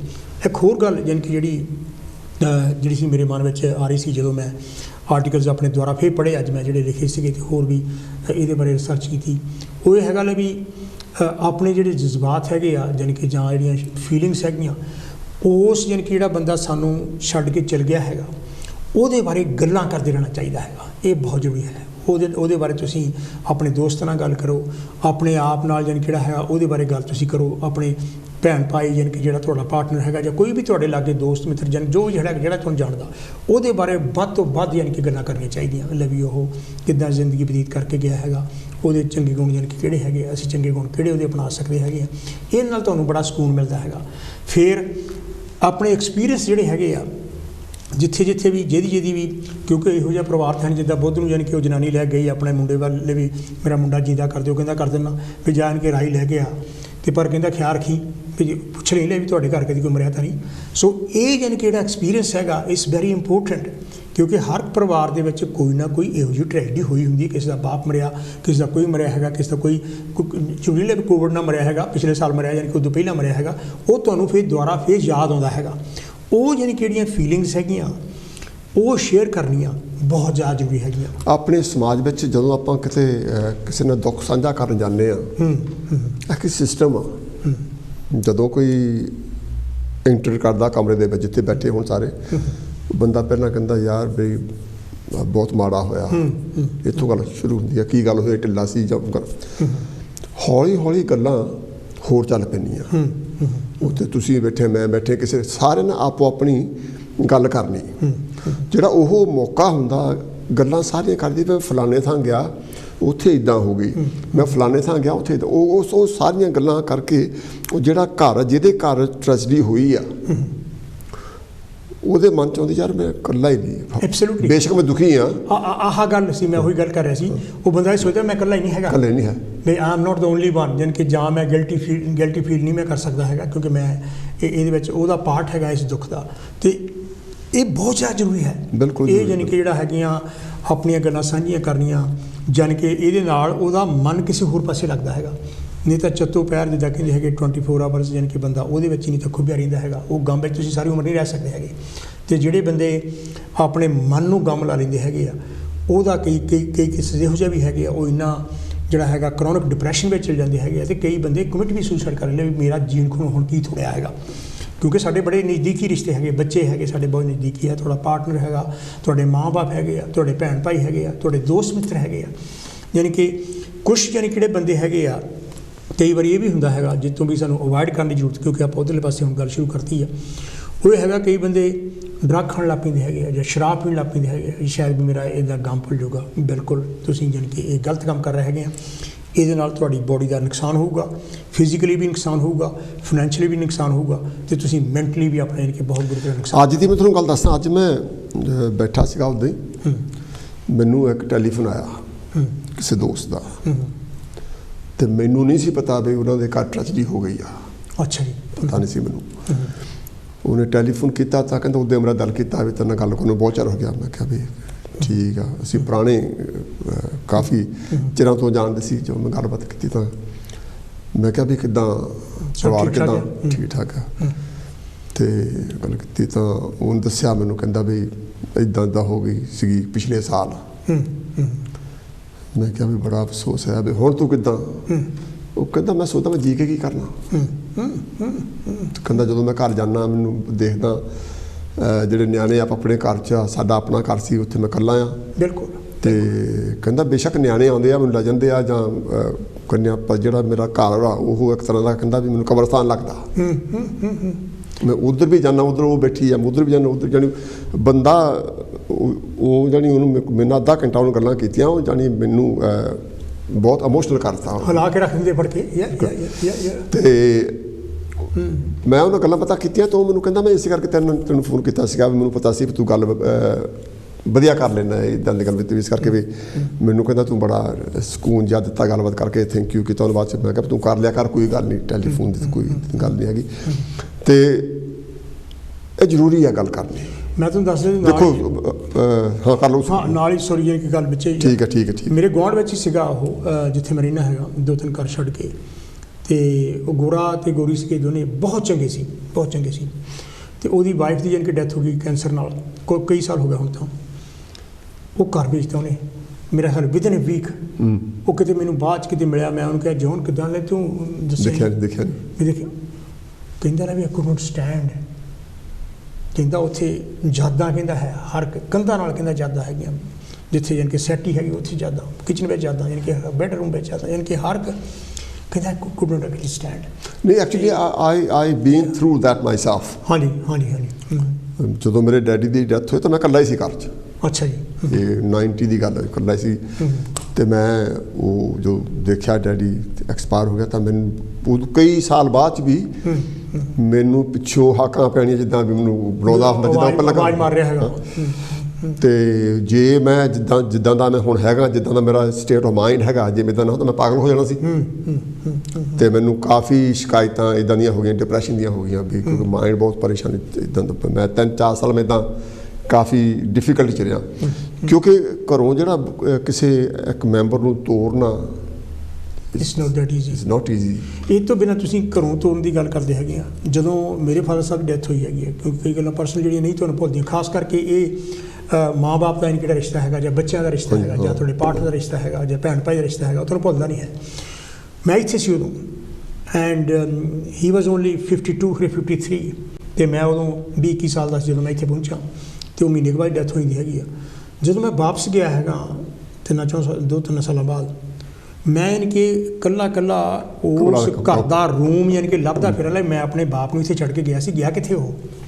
ਅਤੇ ਯਾਨੀ ਕਿ ਇੰਨਾ ਰੈਸ਼ਨਲ ਹੋਣ ਦੇ ਬਾਵਜੂਦ ਵੀ, ਲੌਜੀਕਲ ਹੋਣ ਦੇ ਬਾਵਜੂਦ ਵੀ, ਐਂਡ ਚਲੋ ਮਾੜੀ ਮੋਟੀ ਅਕਲ ਵੀ ਹੈ, ਵੀ ਅਕਲ ਯਾਨੀ ਕਿ ਹੋਣ ਦੇ ਬਾਵਜੂਦ ਵੀ ਮੇਰਾ ਮਨ ਨੇ ਐਕਸੈਪਟ ਨਹੀਂ ਕੀਤਾ। ਵੀ ਹੀ ਹੈਜ਼ਨਟ ਗੋਨ ਐਨੀਵੇਅਰ। ਇੱਦਾਂ ਯਾਨੀ ਕਿ ਉਦੋਂ ਵੀ ਹੋਇਆ ਜਦੋਂ ਮੇਰੇ ਮਦਰ ਉਹਨਾਂ ਦੀ ਇੱਥੇ ਡੈਥ ਹੋਈ, ਅਤੇ ਉਹਨਾਂ ਨੂੰ ਅਸੀਂ ਸਭ ਕੁਛ ਯਾਨੀ ਕਿ ਉਦੋਂ ਤਾਂ ਸਭ ਕੁਛ ਠੀਕ ਠਾਕ ਸੀਗਾ। 91 ਦੀ ਸ਼ਾਇਦ ਮੈਂ ਗੱਲ ਕਰ ਰਿਹਾ। ਅਤੇ ਇੱਕ ਦਿਨ ਯਾਨੀ ਕਿ ਮੈਂ ਕੰਮ ਤੋਂ ਆਇਆ ਹੈਗਾ ਤਾਂ ਮੈਂ ਦੇਖਿਆ ਜਿੱਥੇ ਅੱਜ ਕੱਲ੍ਹ ਆਪਣੀ ਟੈਸਕੋ ਐਕਸਪ੍ਰੈਸ ਹੈਗੀ ਬਣੀ, ਉਹਦੇ ਸਾਹਮਣੇ ਇੱਕ ਜਨਾਨੀ ਹੈ ਨਾ ਉੱਥੇ ਬੈਠੀ, ਉਹ ਜਿਹੜੀ ਬੰਨੀ ਜੀ ਬਣੀ ਹੈ, ਅਤੇ ਉੱਦਾਂ ਹੀ ਯਾਨੀ ਕਿ ਚਿੱਟੀ ਚੁੰਨੀ ਲਈ। ਅਤੇ ਉਹ ਮੈਂ ਗੱਡੀ ਖੜੀ ਕਰਕੇ, ਉਹ ਗਰੋਵ ਯਾਨੀ ਕਿ ਪੱਬ ਜਦੋਂ ਅੱਗੇ ਜਾ ਕੇ ਮੈਂ ਗੱਡੀ ਖੜੀ ਕਰਕੇ ਜਾ ਕੇ ਦੇਖ ਕੇ ਆਇਆ ਮੇਰੀ ਮਾਂ ਇੱਥੇ ਕਿਤੇ ਆ ਗਈ। ਯਾਨੀ ਕਿ ਤੁਹਾਡਾ ਮਨ ਮੰਨਦਾ ਨਹੀਂ ਹੈ। ਮੇਰਾ ਮਤਲਬ ਇਹ ਹੈਗਾ ਵੀ ਇਹ ਜਿਹੜੇ ਕੁਛ ਸਾਲ ਹੈਗੇ ਆ, ਇਹੋ ਯਾਨੀ ਕਿ ਜਿਹੜਾ ਕੁਛ ਦਰਦ ਹੈਗਾ ਇਹਨੂੰ ਵੰਡਾਉਣਾ ਬਹੁਤ ਜ਼ਰੂਰੀ ਹੈਗਾ। ਅਤੇ ਇੱਕ ਮੈਂ ਹੋਰ ਦੇਖਿਆ ਹੈਗਾ ਵੀ ਜਿਹੜਾ ਹੈਲੋ ਜੀ, ਕੌਣ ਤੋਂ ਕਿੱਥੋਂ ਬੋਲਦਾ? ਸਵਾਗਤ ਹੈ ਤੁਹਾਡਾ ਬਹੁਤ ਬਹੁਤ ਜੀ। ਹੈਲੋ, ਜੈ ਭੀਮ, ਜੈ ਭਾਰਤ। ਜੈ ਭੀਮ ਚੌਹਾਨ ਸਾਹਿਬ। ਦੇਖੋ, ਇਹ ਜਿਹੜੀ ਅੱਜ ਆਪ ਚਰਚਾ ਕਰ ਰਹੇ ਹੋ ਕੋਵਿਡ-19 ਬਾਰੇ, ਇਹ ਇੱਕ ਬਹੁਤ ਯਾਨੀ ਮਹੱਤਵਪੂਰਨ ਵਿਸ਼ਾ ਆ, ਕਿਉਂਕਿ ਆਹ ਜਿਹੜਾ ਮੁਲਕ ਆ UK, ਇਹਦੇ ਵਿੱਚ ਜਿਹੜੀ ਸੈਕੰਡ ਵਰਲਡ ਵਾਰ ਤੋਂ ਬਾਅਦ ਇਹ ਇੱਕ ਸੰਕਟ ਆਇਆ। ਕਿਉਂਕਿ ਉਦੋਂ ਜਿਹੜੀਆਂ ਮੌਤਾਂ ਹੋ ਰਹੀਆਂ ਸੀ, ਅੱਜ ਜਿਹੜੀਆਂ ਮੌਤਾਂ ਹੋ ਰਹੀਆਂ, ਇਹ ਮਤਲਬ ਹੁਣ ਦੁਨੀਆ ਦੇ ਸਭ ਤੋਂ ਜ਼ਿਆਦਾ ਦੁਖਾਂਤ ਇੱਥੇ ਆ। ਪਰ ਫਿਰ ਵੀ ਇਹ ਦੇਖੋ, ਇਹ ਮੁਲਕ ਬਹੁਤ ਜ਼ਿੰਮੇਵਾਰ ਆ। ਇਹ ਜਿਸ ਵੇਲੇ ਕੋਈ ਇੱਦਾਂ ਸੰਕਟ ਆਉਂਦਾ, ਫਿਰ ਇਹ ਪਾਰਟੀ ਨਹੀਂ ਮੂਹਰੇ ਰੱਖਦੇ, ਕਿਉਂਕਿ ਇਹ ਨਹੀਂ ਜਾਣੀ ਜਿਹੜਾ ਪ੍ਰਾਈਮ ਮਿਨਿਸਟਰ ਨੇ ਆ, ਉਹਨੇ ਖੁਦ ਜਿਹੜੀ ਐਡਮਿਟ ਕੀਤਾ ਵੀ ਮੇਰੀ ਗਲਤੀ ਆ। ਬਿਲਕੁਲ, ਕਿਉਂਕਿ ਮੈਂ ਜੋ ਕੁਝ ਪਹਿਲਾਂ ਕਰਨਾ ਚਾਹੀਦਾ ਮੈਂ ਨਹੀਂ ਕੀਤਾ। ਔਰ ਫਿਰ ਉਹ ਤੁਸੀਂ ਦੇਖੋ ਵੀ ਜਿਹੜਾ ਹੁਣ ਮਤਲਬ ਇਹ ਸੈਕਿੰਡ ਲਾਕਡਾਊਨ ਲਾਇਆ, ਇਹ ਲਾਉਣ ਨੂੰ ਤਿਆਰ ਨਹੀਂ ਸੀ। ਜਿਹੜਾ ਲੇਬਰ ਪਾਰਟੀ ਦਾ ਲੀਡਰ ਜਿਹੜੀ ਇੱਥੇ ਅਪੋਜੀਸ਼ਨ ਆ, ਉਹਨੇ ਇਹਨੂੰ ਕਿਹਾ, ਤਾਂ ਫਿਰ ਇਹ ਦੂਸਰੇ ਦਿਨ ਜਾਣੀ ਉਹਨਾਂ ਦੇ ਕਹਿਣੇ ਤੇ ਲਾਕਡਾਊਨ ਲਾਇਆ। ਔਰ ਫਿਰ ਤੁਸੀਂ ਦੇਖੋ ਵੀ ਜੇ ਜਿੱਦਾਂ ਹੁਣ ਮੌਤਾਂ ਤਾਂ ਹੋ ਰਹੀਆਂ, ਪਰ ਉਹਦੇ ਹਿਸਾਬ ਨਾਲ ਟੀਕੇ ਬਹੁਤ ਲੱਗ ਰਿਹਾ ਹੈ। ਬਿਲਕੁਲ ਲੱਗ ਰਿਹਾ, ਕਿਉਂਕਿ ਜਾਣੀ ਉਹ ਇਹਨੀ ਐਕਸਟਰਾ ਸੈਂਟਰ ਖੋਲ ਦਿੱਤੇ ਆ। ਫਿਰ ਜਿਹੜੀ ਬ੍ਰਿਟਿਸ਼ ਮੈਡੀਕਲ ਐਸੋਸੀਏਸ਼ਨ ਆ, ਜਾਣੀ ਉਹ ਨਾਲ ਦੀ ਨਾਲ ਇਹਨਾਂ ਨੂੰ ਉਹ ਸਲਾਹ ਵੀ ਦਿੰਦੇ ਆ ਵੀ ਦੇਖੋ ਜਿਹੜਾ ਹੈ ਨਾ, ਨਾਲ ਹੀ ਕਹਿੰਦੇ ਵੀ ਜਿਹੜਾ ਪਹਿਲਾ ਟੀਕਾ ਆ, ਦੂਸਰਾ ਉਹ 6 ਹਫ਼ਤੇ ਦੇ ਅੰਦਰ ਅੰਦਰ ਲੱਗਣਾ ਚਾਹੀਦਾ। ਕਿਉਂਕਿ ਕਈਆਂ ਨੂੰ ਇਹ ਨਹੀਂ ਕਿਹਾ ਵੀ 12 ਹਫ਼ਤਿਆਂ ਬਾਅਦ, ਪਰ ਉਹਨੇ ਕਿਹਾ ਵੀ ਨਹੀਂ, ਇਹ ਮਤਲਬ 6 ਹਫ਼ਤੇ ਜ਼ਰੂਰ ਲੱਗਣਾ ਚਾਹੀਦਾ। ਔਰ ਉਹ ਕਿਉਂਕਿ ਪੂਰੀ ਇਹ ਤਿਆਰੀ ਦੇ ਨਾਲ ਕੰਮ ਕਰ ਰਿਹਾ ਹੈ। ਬਾਕੀ ਨਾਲ ਇਹ ਵੀ ਖੋਜ ਨਾਲ ਦੀ ਨਾਲ ਦੱਸ ਰਹੀ ਆ ਵੀ ਜਿਹੜੀਆਂ ਮੌਤਾਂ ਜ਼ਿਆਦਾ ਜਿਹੜੇ ਏਸ਼ੀਅਨ ਭਾਈਚਾਰੇ ਦੇ ਲੋਕ ਆ ਉਹਨਾਂ 'ਚ ਆ। ਫਿਰ ਦੂਸਰੇ ਨਾਲ ਇਹ ਵੀ ਦੱਸ ਰਿਹਾ ਬਈ ਮਰਦਾਂ 'ਚ ਜ਼ਿਆਦਾ ਆ, ਔਰਤਾਂ ਦੇ ਵਿੱਚ ਬਿਲਕੁਲ ਉਹਦੀ ਰੇਸ਼ੋ ਘੱਟ ਆ। ਇਹ ਵੀ ਇਹ ਫਾਈਂਡ ਕਰ ਰਿਹਾ ਬਈ ਜਿਹੜੀ ਇਹ ਅਣਗਹਿਲੀ ਕੌਣ ਵਰਤਦਾ, ਜਾਣੀ ਇਹਦੇ ਵਿੱਚ ਅਣਗਹਿਲੀ ਵੀ ਆ। ਫਿਰ ਦੇਖੋ ਵੀ ਅੱਜ ਦੇ ਦਿਨਾਂ ਦੀਆਂ ਗੱਲਾਂ ਹੈਗੀਆਂ ਵੀ ਲੋਕਾਂ ਨੂੰ ਕਿੰਨਾ ਕਿਹਾ ਜਾ ਰਿਹਾ ਵੀ ਤੁਸੀਂ ਦੂਰੀ ਰੱਖੋ, ਇਕੱਠੇ ਨਾ ਹੋਵੋ, ਪਰ ਲੰਡਨ ਦੇ ਕਈ ਇਲਾਕਿਆਂ ਦੇ ਵਿੱਚ ਲੋਕਾਂ ਨੇ ਪਰਵਾਹ ਨਹੀਂ ਕੀਤੀ। ਇੱਕ ਹੈਕਨਿੰਗ ਆ ਇਲਾਕਾ, ਉਹਦੇ ਵਿੱਚ 300 ਬੰਦਾ ਇਕੱਠਾ ਹੋਇਆ ਸੀ। ਉਹ ਕਿਸੇ ਨੇ ਜਾਣੀ ਰਿਪੋਰਟ ਕੀਤੀ ਤਾਂ ਉਹਨੇ ਫਿਰ 1:30 ਵਜੇ ਰਾਤ ਨੂੰ ਉਹ ਹਾਲ ਦੇ ਆਪ ਉਹਨੇ ਬਾਹਰੋਂ ਜਿੰਦੇ ਲਾਤੇ। ਉਹਨਾਂ ਸਾਰਿਆਂ ਨੂੰ ਪੁੱਛਿਆ ਵੀ ਤੁਸੀਂ ਕਿਉਂ ਇਕੱਠੇ ਹੋਏ, ਵੀ ਇੱਥੇ ਤਾਂ ਲਾਕਡਾਊਨ ਹੈ। ਔਰ ਉਹ 15,000 ਪਾਉਂਡ ਫਾਈਨ ਹੋਇਆ। ਔਰ ਹੋਰ ਵੀ ਜਗ੍ਹਾ ਤੇ ਕਰ ਰਹੇ ਆ, ਪਰ ਫਿਰ ਵੀ ਜਿਹੜੇ ਲੋਕ ਆ ਉਹ ਪਰਵਾਹ ਨਹੀਂ ਕਰਦੇ। ਪਰ ਇਹ ਜਿਹੜਾ ਸਟ੍ਰੇਨ ਆ, ਇਹ ਸਟ੍ਰੇਨ ਜਿਹੜਾ ਵੈਕਸੀਨ ਤਾਂ ਇੱਕੋ ਹੀ ਆ, ਜਾਣੀ ਇਹ ਸਟ੍ਰੇਨ ਤੁਸੀਂ ਦੇਖੋ ਵੀ ਇੱਥੋਂ ਵੀ ਹੋਰ ਮੁਲਕਾਂ ਦੇ ਵਿੱਚ ਪਹੁੰਚ ਗਿਆ ਕਈਆਂ 'ਚ, ਔਰ ਉਹਦੇ ਮਤਲਬ ਸਮੱਸਿਆ ਵੱਧ ਰਹੀ ਆ। ਪਰ ਫਿਰ ਵੀ ਜਿਸ ਤਰੀਕੇ ਦੇ ਨਾਲ ਇਹ ਕਰ ਰਹੇ ਆ, ਦੇਖੋ ਇੱਦਾਂ ਸੰਕਟ ਅੱਗੇ ਵੀ ਆਉਂਦੇ ਆ। ਬਾਕੀ ਦੂਸਰਾ ਜਿਹੜਾ ਆਪਾਂ ਗੱਲ ਕਰਦੇ ਆ, ਜਿਵੇਂ ਜਦ ਮੌਤ ਹੁੰਦੀ ਹੈ ਅਫਸੋਸ ਤਾਂ ਹੁੰਦਾ ਹੀ ਆ, ਪਰ ਜਿਹੜੀ ਦਿਲੀ ਹਮਦਰਦੀ ਚਾਹੀਦੀ ਹੈ। ਬਿਲਕੁਲ, ਕਿਉਂਕਿ ਆਪਾਂ ਬੱਝੇ ਹੋਏ ਆ ਜ਼ਿਆਦਾ ਭਾਵਨਾਵਾਂ ਦੇ ਨਾਲ। ਹਾਂਜੀ। ਕਿਉਂਕਿ ਮੈਂ ਦੇਖਿਆ ਵੀ ਜਿਹੜਾ ਆਪਣਾ ਸਮਾਜ ਆ, ਉਹ ਦੁੱਖ ਵੇਲੇ ਸਹੀ ਮਦਦ ਘੱਟ ਕਰਦਾ, ਦਿਖਾਵਾ ਜ਼ਿਆਦਾ ਹੈ। ਕਿਉਂਕਿ ਕਈ ਵਾਰੀ ਆਪਾਂ ਉਦਾਂ ਤਾਂ ਜਾਣੀ ਦੂਰ ਦੂਰ ਰਹਿੰਦੇ ਆ, ਕਦੇ ਕਰਦੇ ਨਹੀਂ, ਪਰ ਜਦ ਪਤਾ ਲੱਗਦਾ ਫਿਰ ਇਕੱਠੇ ਹੋ ਕੇ ਜਾਂਦੇ ਆ। ਕਿਉਂਕਿ ਚਾਹੀਦਾ ਤਾਂ ਹੈਗਾ ਵੀ ਜਿਹੜੀ ਉਹਦੇ ਨਾਲ ਸਹੀ ਹਮਦਰਦੀ ਬਤਾਈ ਜਾਵੇ। ਫਿਰ ਜਿਹੜੇ ਬਹੁਤ ਵੱਡੇ ਜਿਹੜੇ ਧਾਰਮਿਕ ਜਿਹੜੇ ਪ੍ਰੋਗਰਾਮ ਕਰਨੇ, ਉਹ ਤਾਂ ਬਿਲਕੁਲ ਸਮਝ ਕੇ ਕਰਨੇ ਚਾਹੀਦੇ ਆ। ਕਿਉਂਕਿ ਫਿਊਨਰਲ ਤੇ ਜਾਂ ਹੋ ਰਿਹਾ ਉਹ ਦੱਸਦੇ ਆ, ਕਿਉਂਕਿ ਇਹ ਤਾਂ ਆਪ ਹੀ ਲੋਕਾਂ ਨੂੰ ਸਮਝਾਉਣਾ ਚਾਹੀਦਾ। ਕਿਉਂਕਿ ਕੋਈ ਵੀ ਜਿਹੜੀ ਬਿਮਾਰੀ ਆ, ਦੇਖੋ ਇਹ ਜਿਹੜੀ ਇਹ ਮਤਲਬ ਇਹਨੂੰ ਨਜਿੱਠਣ ਦੇ ਲਈ ਡਿਟਰਮੀਨੇਸ਼ਨ ਚਾਹੀਦਾ, ਉਹ ਲੋਕਾਂ ਦੇ ਵਿੱਚ ਸਮਝਾਉਣਾ ਚਾਹੀਦਾ। ਪਰ ਫਿਰ ਵੀ ਇਹ ਦੇਖੋ ਇਹ ਜ਼ਰੂਰ ਸਫਲਤਾ ਮਿਲੇਗੀ। ਕੋਈ ਏਦਾਂ ਦੀ ਗੱਲ ਨਹੀਂ ਹੈਗੀ ਵੀ ਇਹਦਾ ਕੋਈ ਹੱਲ ਨਹੀਂ ਨਿਕਲੇਗਾ, ਕਿਉਂਕਿ ਸੰਕਟ ਆਉਂਦੇ ਰਹਿੰਦੇ ਆ। ਔਰ ਜ਼ਿੰਮੇਵਾਰੀ ਹੁਣ ਦੇਖੋ ਲੋਕਾਂ ਦੇ ਵਿੱਚ ਕਿੰਨੀ ਐਜੂਕੇਸ਼ਨ ਆ ਰਹੀ ਹੈ। ਨਾਲ ਦੀ ਨਾਲ ਇਹ ਵੀ ਦੱਸਿਆ ਜਾ ਰਿਹਾ ਵੀ ਜਿਹੜੀਆਂ ਮੌਤਾਂ ਹੋ ਰਹੀਆਂ ਉਹਨਾਂ ਨੂੰ ਪਹਿਲਾਂ ਕਿਹੜੀਆਂ ਬਿਮਾਰੀਆਂ, ਵੀ ਜੇ ਆਪਾਂ ਇਹੀ ਪਰਹੇਜ਼ ਕਰੀਏ ਵੀ ਅਸੀਂ ਸਮੋਕਿੰਗ ਤੇ ਕੰਟਰੋਲ ਕਰੀਏ, ਹੋਰ ਜ਼ਿਆਦਾ ਚੀਜ਼ਾਂ ਤੇ, ਔਰ ਜਿਹੜੀ ਡਾਇਬਟੀਜ਼ ਆ, ਕੋਲੈਸਟਰੋਲ ਆ, ਜੇ ਆਪਾਂ ਉਹ ਤੋਂ ਹੀ ਪਹਿਲਾਂ ਸਾਵਧਾਨ ਰਹੀਏ ਤਾਂ ਬੋਡੀ ਦੇ ਵਿੱਚ ਸਾਡੇ ਤਾਕਤ ਹੁੰਦੀ ਹੈ। ਕਿਉਂਕਿ ਜਦ ਹਮਲਾ ਹੁੰਦਾ, ਜਿਹੜਾ ਬੰਦਾ ਇਹਨਾਂ ਬਿਮਾਰੀਆਂ ਨੂੰ ਪੀੜਤ ਆ ਜਾਂ ਜਿਹਨੂੰ ਆਸਮਾ ਆ, ਉਹ ਤੇ ਜ਼ਿਆਦਾ ਹਮਲਾ ਹੁੰਦਾ। ਇਸ ਕਰਕੇ ਹਰ ਇੱਕ ਜਾਣੀ ਬੰਦੇ ਨੂੰ ਨੈਸ਼ਨਲ ਹੈਲਥ ਸਰਵਿਸ ਦੇ ਜਿਹੜੀਆਂ ਗਾਈਡਲਾਈਨਸ ਆ ਉਹਨਾਂ ਨੂੰ ਮੰਨਣਾ ਚਾਹੀਦਾ। ਔਰ ਜਾਣੀ ਇਹ ਜਿਹੜਾ ਜੋ ਵੀ ਕੁਝ ਹੋ ਰਿਹਾ ਇਹਦਾ ਡਟ ਕੇ ਸਾਹਮਣਾ ਕਰਨਾ ਚਾਹੀਦਾ। ਮੈਂ ਇੰਨਾ ਹੀ ਕਹਿੰਦਾ ਹੋਇਆ, ਜੈ ਭੀਮ ਜੈ Bharat. Thank you AC Chauhan Sahib ji, ਜਿਨ੍ਹਾਂ ਨੇ ਬਹੁਤ ਉਮਦਾ ਗੱਲਾਂ ਕੀਤੀਆਂ। ਮੈਂ ਜਾਤੀ ਤੋਂ ਡਾਕਟਰ ਸਾਹਿਬ ਸਮਝਦਾ ਕਿ ਕੋਈ ਵੀ ਸ਼ਖਸ, ਉਮਰ ਕੋਈ ਵੀ ਹੋਵੇ, ਬਿਮਾਰੀ ਕੋਈ ਵੀ ਹੋਵੇ, ਜਦੋਂ ਉਹ ਜਾਂਦਾ ਤੇ ਇੱਕ ਇਨਸਾਨ ਜਾਂਦਾ, ਬਿਲਕੁਲ ਬਿਲਕੁਲ, ਉਸ ਇਨਸਾਨ ਦਾ ਜਿਹੜਾ ਘਾਟਾ ਆ, ਜਿਹੜੀ ਉਹਦੀ ਗੈਰ ਮੌਜੂਦਗੀ ਆਪਣੇ ਪਰਿਵਾਰ ਦੇ ਵਿੱਚ, ਉਹ ਅਫਸੋਸ ਦਾ ਵਿਸ਼ਾ। ਜਿਹੜੀ ਕਰੋਨਾ ਦੀ ਗੱਲ ਹੈਗੀ ਆ, ਤੇ ਜੇ ਤੁਸੀਂ ਇਜਾਜ਼ਤ ਦਿਓ ਮੈਂ ਅਗਲੇ ਸਵਾਲ ਤੋਂ ਪਹਿਲਾਂ ਮੈਂ ਕਬ ਤੱਕ ਲੈ ਕੇ ਆਉਂ ਉਹ ਪੜ੍ਹ ਲਈਏ। ਬਿਲਕੁਲ। ਜਿਹੜੀ ਮੇਰੀ ਕਵਿਤਾ ਇਹ ਕਰੋਨਾ ਦੀ ਬਿਮਾਰੀ ਦੇ ਨਾਲ ਸੰਬੰਧਿਤ ਹੈਗੀ ਆ। ਸਾਰੇ ਫੈਲਿਆ ਕਰੋਨਾ, ਇੱਕ ਸਕਿੰਟ ਦਿਓ ਬਾਅਦ 'ਚ ਕਰ ਲੈਂਦੇ। ਸਾਰੇ ਫੈਲਿਆ ਕਰੋਨਾ, ਲੋਕੋ ਜਾਨਾਂ ਨੂੰ ਬਚਾ ਲਓ। ਸਾਰੇ ਫੈਲਿਆ ਕਰੋਨਾ, ਲੋਕੋ ਜਾਨ ਨੂੰ ਬਚਾ ਲਓ। ਰੱਖੋ ਖੁਦ ਦੀ ਸਫਾਈ, ਘਰ ਬੈਠੋ ਜਿੰਦੇ ਲਾ ਲਓ। ਇਹ ਆਪ ਨਹੀਂ ਆਉਂਦੀ, ਖੁਦ ਘਰ ਨਾ ਲਿਆਓ। ਇਹ ਆਪ ਨਹੀਂ ਆਉਂਦੀ, ਖੁਦ ਘਰ ਨਾ ਲਿਆਓ। ਰਲ ਕਰੋ ਕੋਈ ਇਲਾਜ, ਸਾਰੇ ਦੂਰੀਆਂ ਵਧਾ ਲਓ। ਇਹ ਆਪ ਨਹੀਂ ਆਉਂਦੀ, ਖੁਦ ਘਰ ਨਾ ਲਿਆਓ। ਸਾਰੇ ਕੋਈ ਕਰੋ ਨਾ ਲਿਹਾਜ਼, ਸਾਰੇ ਦੂਰੀਆਂ ਵਧਾਓ। ਨਾ ਸੜਕਾਂ 'ਤੇ ਘੁੰਮੋ, ਮੰਜੇ ਵਿਹੜੇ ਵਿੱਚ ਡਾਲੋ। ਰੱਖੋ ਖੁਦ ਦੀ ਸਫਾਈ, ਘਰ ਬੈਠੋ ਜਿੰਦੇ ਲਾ ਲਓ।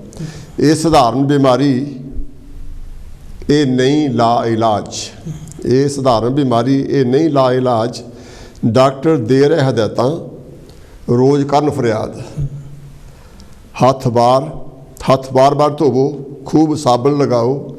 ਸਾਰੇ ਫੈਲਿਆ ਕਰੋਨਾ, ਲੋਕੋ ਜਾਨਾਂ ਨੂੰ ਬਚਾਓ। ਪੂਰੀ ਦੁਨੀਆ 'ਚ ਦੇਖੋ ਹੁਣ ਲੋਕਡਾਊਨ ਹੋਇਆ। ਪੂਰੀ ਦੁਨੀਆ 'ਚ ਦੇਖੋ ਹੁਣ ਲੋਕਡਾਊਨ ਹੋਇਆ। ਇਸ ਤੋਂ ਬਚਣਾ ਹੈ ਮੁਸ਼ਕਿਲ, ਲੁਕ ਸਕੋ ਨਾ ਲੁਕੋਇਆ। ਪੂਰੀ ਦੁਨੀਆ 'ਚ ਦੇਖੋ ਹੁਣ ਲੋਕਡਾਊਨ ਹੋਇਆ। ਇਸ ਤੋਂ ਬਚਣਾ ਹੈ ਮੁਸ਼ਕਿਲ, ਲੁਕ ਸਕੇ ਨਾ ਲੁਕੋਇਆ। ਅੰਦਰ ਰਹਿਣ 'ਚ ਭਲਾਈ, ਮੂੰਹ 'ਤੇ ਮਾਸਕਾਂ ਲਗਾ ਲਓ। ਰੱਖੋ ਖੁਦ ਦੀ ਸਫਾਈ, ਘਰ ਬੈਠੇ ਜਿੰਦੇ ਲਾ ਲਓ। ਧਰਮ ਇਹ ਸੋਚ ਕਹਿੰਦਾ, ਸਾਰੇ ਕਰੋ ਸਹਿਯੋਗ। ਧਰਮ ਇਹ ਸੋਚ ਕਹਿੰਦਾ, ਸਾਰੇ ਕਰੋ ਸਹਿਯੋਗ। ਮਾਸਕ ਲਾਓ, ਹਦਾਇਤਾਂ ਮੰਨੋ, ਨੇੜੇ ਆਵੇਗਾ ਨਿਰੋਗ। ਧਰਮ ਇਹ ਸੋਚ ਕਹਿੰਦਾ, ਸਾਰੇ ਕਰੋ ਸਹਿਯੋਗ। ਮਾਸਕ ਲਗਾਓ, ਹਦਾਇਤਾਂ ਮੰਨੋ, ਨੇੜੇ ਆਵੇਗਾ ਨਿਰੋਗ। ਕਰੋ ਖੁਦ ਨੂੰ ਪਿਆਰ, ਲੋਕੋ ਫਾਸਲਾ ਵਧਾ ਲਓ। ਰੱਖੋ ਖੁਦ ਦੀ ਸਫਾਈ, ਘਰ ਬੈਠੇ ਜਿੰਦੇ ਲਾ ਲਓ। ਸਾਰੇ ਫੈਲਿਆ ਕਰੋਨਾ, ਲੋਕੋ ਜਾਨ ਨੂੰ ਬਚਾ ਲਓ। ਰੱਖੋ ਖੁਦ ਦੀ ਸਫਾਈ, ਘਰ ਬੈਠੋ ਜਿੰਦੇ ਲਾ ਲਓ। ਇਹ ਮੈਂ ਕਾਹਲੀ ਕੁਛ ਲਾਈਨਾਂ ਲਿਖਿਆ ਸੀ, ਕਿਉਂਕਿ ਬੇਸਿਕ ਗੱਲ ਜਿਹੜੀਆਂ ਸਰਕਾਰ ਦੀਆਂ ਹਦਾਇਤਾਂ ਆ, ਸਾਨੂੰ ਉਹਨਾਂ 'ਤੇ ਬਹੁਤ ਗੌਰ ਕਰਨਾ ਚਾਹੀਦਾ। ਆਪਾਂ ਕਾਲ ਲੈਣੀ। ਹੈਲੋ ਜੀ, ਕੌਣ ਤੋਂ ਕਿੱਥੋਂ ਬੋਲਦੇ? ਸਵਾਗਤ ਤੁਹਾਡਾ ਜੀ। ਹੈਲੋ ਸਾਹਿਬ। ਹਾਂਜੀ ਸਵਾਗਤ ਹੈ ਤੁਹਾਡਾ ਬਹੁਤ। ਨਮਸਕਾਰ, ਮੈਂ ਹਰਭਜਨ ਸੁਮਨ ਬੋਲਦਾ। ਹਾਂਜੀ। ਅੱਜ ਦਾ ਟੌਪਿਕ ਤੁਹਾਡਾ ਬੜਾ ਹੀ ਇਮੋਸ਼ਨਲ ਹੈ। ਪਹਿਲਾਂ ਤਾਂ ਮੈਂ ਮਹੇਸ਼ ਸਾਹਿਬ ਨੂੰ ਜੋ ਪੋਇਟਰੀ ਪੜ੍ਹੀ ਆ, ਬਹੁਤ ਹੀ ਅੱਛੀ ਆ। ਬੜੀ ਜਿਹੜੇ ਅਸਲ 'ਚ ਰਾਈਟਰ ਟਾਈਪ ਹੁੰਦੇ, ਗਿਫਟਡ ਲੋਕ ਹੁੰਦੇ ਆ, ਪਤਾ ਨਹੀਂ ਇਹਨਾਂ ਨੂੰ ਲਫ਼ਜ਼ ਕਿੱਥੋਂ ਆਉਂਦੇ ਆ। ਮੈਂ ਤਾਂ ਇੱਕ ਲਾਈਨ ਵੀ ਸਿੱਧ ਨਹੀਂ ਲਿਖ ਸਕਦਾ। ਇਹ ਕਹਿੰਦਾ ਮਹੇਸ਼ ਸਾਹਿਬ ਇਹ ਕੋਥੋਂ ਕੋਈ ਗਿਫਟ ਆ। ਐਂਡ ਇਹ ਆਮ ਆਦਮੀ ਕੋ ਨਹੀਂ ਆਉਂਦਾ ਲਿਖਣਾ। ਪੋਇਟਰੀ ਲਿਖਣਾ ਇਹ ਆਮ ਆਦਮੀ ਨੂੰ ਨਹੀਂ ਆਉਂਦਾ। ਗੀਤ ਸੰਗੀਤ ਵੀ ਕਰਨਾ ਇਹ ਨੈਚੁਰਲ ਗਿਫਟ ਹੁੰਦੇ ਆ। ਅੱਛਾ, let's come to the subject.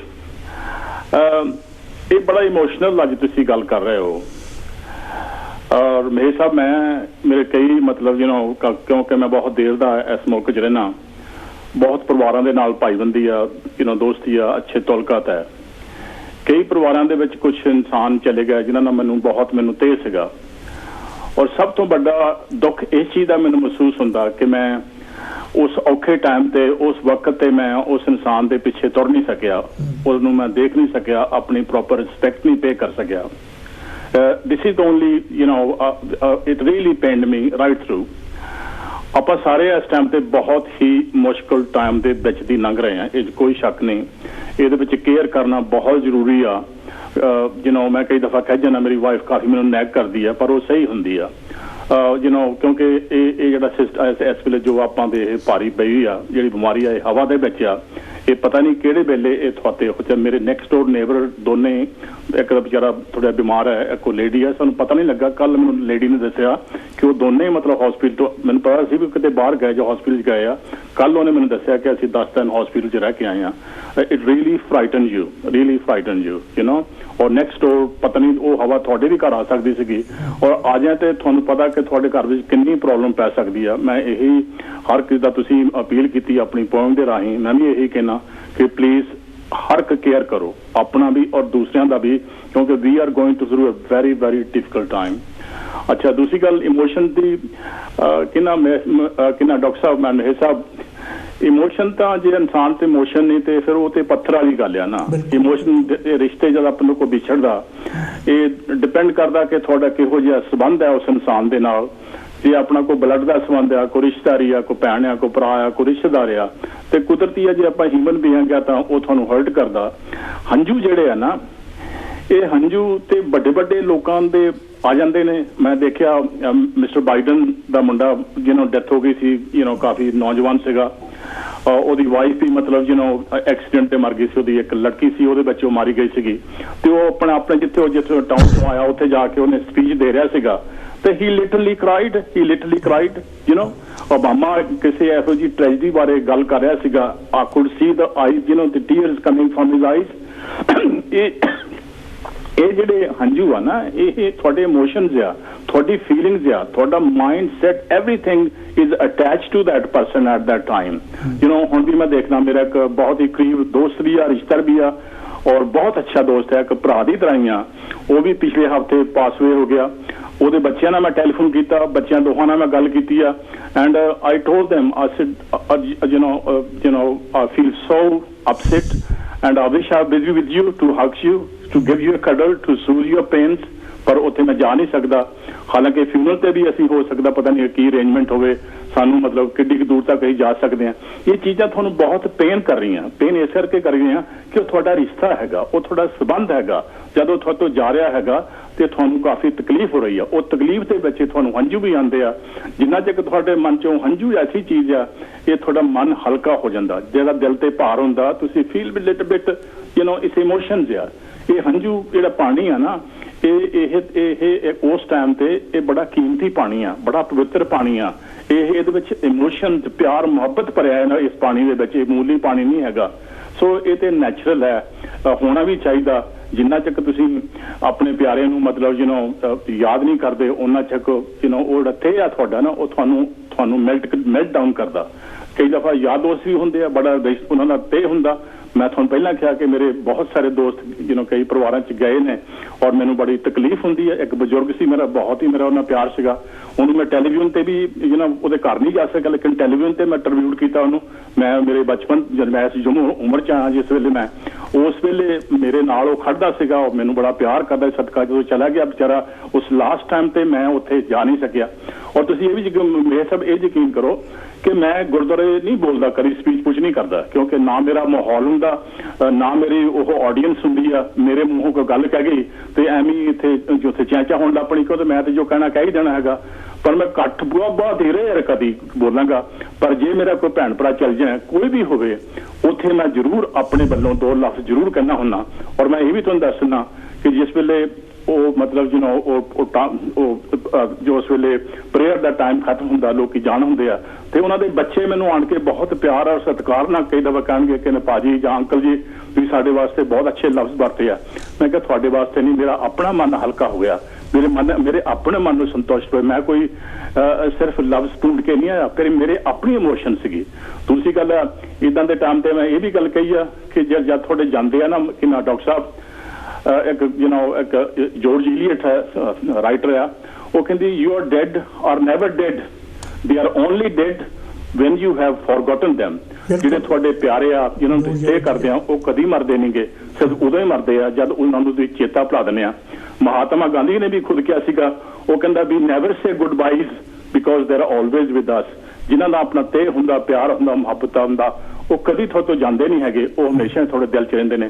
Doctor ਸਾਹਿਬ ਬਹੁਤ ਮਿਹਰਬਾਨੀ, ਕੋਈ ਗਲਤੀ ਹੋਵੇ ਤਾਂ ਮਾਫ ਕਰਨਾ। Thank you very much.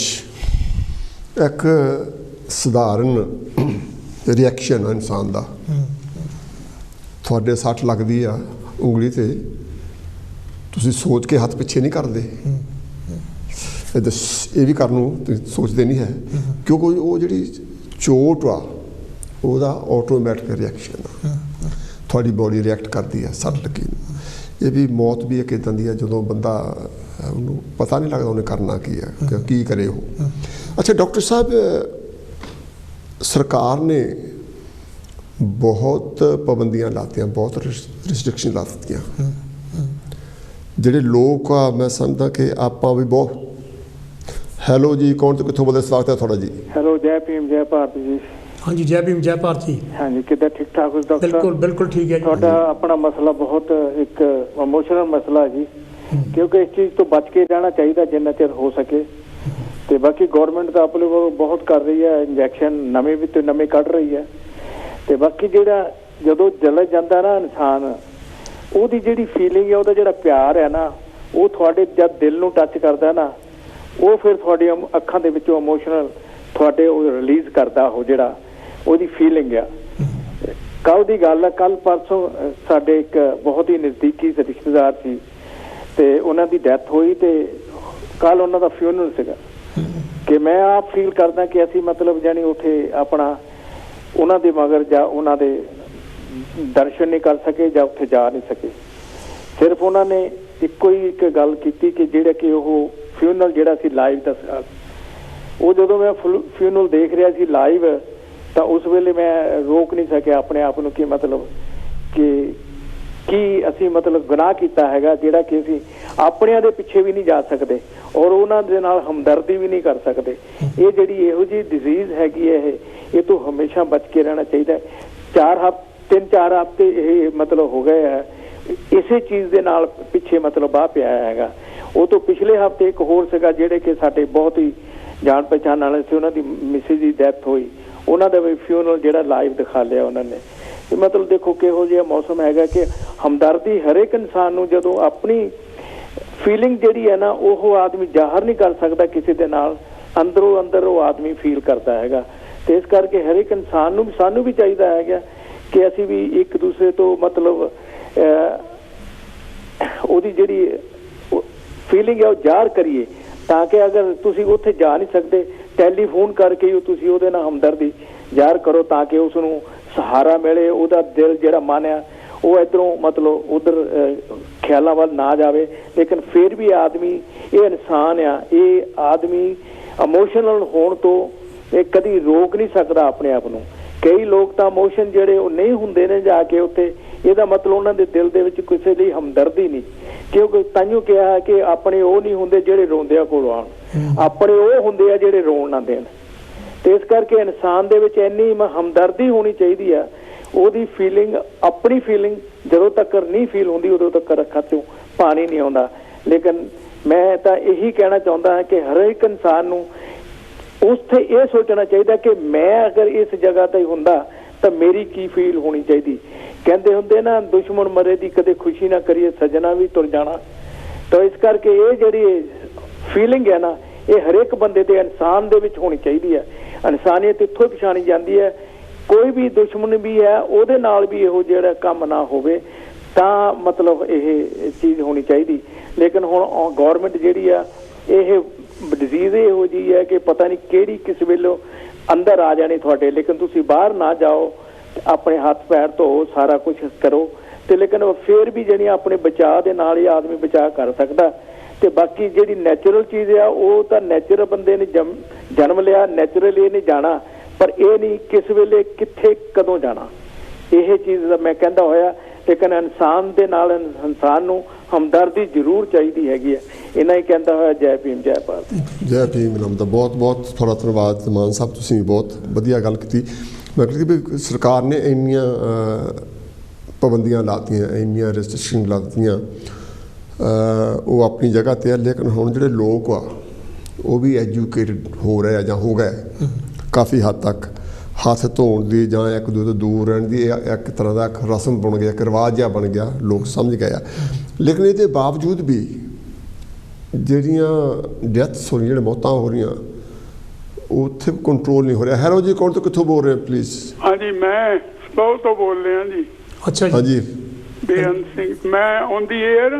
ਹਾਂਜੀ ਹਾਂਜੀ, ਤੁਸੀਂ ਏਅਰ 'ਤੇ ਗੱਲ ਕਰੋ। ਅੱਛਾ, ਉਹ ਗੱਲ ਇਹ ਹੈ ਜੀ ਭਈ ਮੈਨੂੰ ਮੈਂ ਤੁਹਾਡਾ ਟੈਲੀਵਿਜ਼ਨ ਚੈਨਲ ਆਮ ਦੇਖਦੇ ਰਹੀਦਾ, ਪਰ ਕਈ ਦਫਾ ਥੋੜਾ ਜਿਹਾ ਆਬਜੈਕਸ਼ਨੇਬਲ ਤੁਹਾਡੀਆਂ ਨਿਊਜ਼ 'ਚ ਮੈਨੂੰ ਕੋਈ ਥੋੜਾ ਜਿਹਾ ਇਤਰਾਜ਼ ਹੋਇਆ। ਇੱਕ ਤਾਂ ਤੁਸੀਂ ਤੁਹਾਡੀ ਨਿਊਜ਼ ਦੇ ਵਿੱਚ ਇਹ ਸੀਗਾ ਭਈ ਤਿਰੰਗੇ ਦਾ ਅਪਮਾਨ ਕੀਤਾ। ਤੁਸੀਂ ਭਾਜੀ ਇਸ ਟੌਪਿਕ ਬਾਰੇ ਗੱਲ ਕਰੋ ਜਿਹੜਾ ਅੱਜ ਅਸੀਂ ਡਿਸਕਸ਼ਨ ਕਰ ਰਹੇ ਹਾਂ। ਅੱਜ ਕਿਹੜੀਆ ਮੈਨੂੰ ਨਹੀਂ ਪਤਾ। ਅਸੀਂ ਗੱਲ ਇਹ ਕਰ ਰਹੇ ਹਾਂ ਵੀ ਬਹੁਤ ਸਾਰੀਆਂ 1 ਲੱਖ ਤੋਂ ਜ਼ਿਆਦਾ ਮੌਤਾਂ ਹੋ ਚੁੱਕੀਆਂ, ਤੇ ਅਸੀਂ ਮੇਰਾ ਇਹ ਛੋਟੀ ਜਿਹੀ ਸਵਾਲ ਆ, ਮੈਂ ਛੇਤੀ ਉਹ ਖਤਮ ਕਰ ਦੇਣਾ 1 ਮਿੰਟ 'ਚ। ਇੱਕ ਤਾਂ ਇਹ ਹੈ ਜੀ ਵੀ ਉਹ ਤਿਰੰਗੇ ਦਾ ਅਪਮਾਨ ਹੋਇਆ ਤੇ ਉਹ ਦੂਸਰਾ ਝੰਡਾ ਉੱਥੇ ਲਾਇਆ, ਤਿਰੰਗਾ ਲਾ ਦਿੱਤਾ। ਇਹ ਜਾਣਦੀ ਬਿਲਕੁਲ ਲਾਹਿਆ ਨਹੀਂਗਾ, ਬਿਲਕੁਲ ਨੂੰ ਹੱਥ ਵੀ ਨਹੀਂ ਲਾਇਆ, ਉਹਦਾ ਉਹਨੇ ਸਤਿਕਾਰ ਕੀਤਾ। ਤੁਹਾਡਾ ਬਹੁਤ ਬਹੁਤ thank you very much, thank you.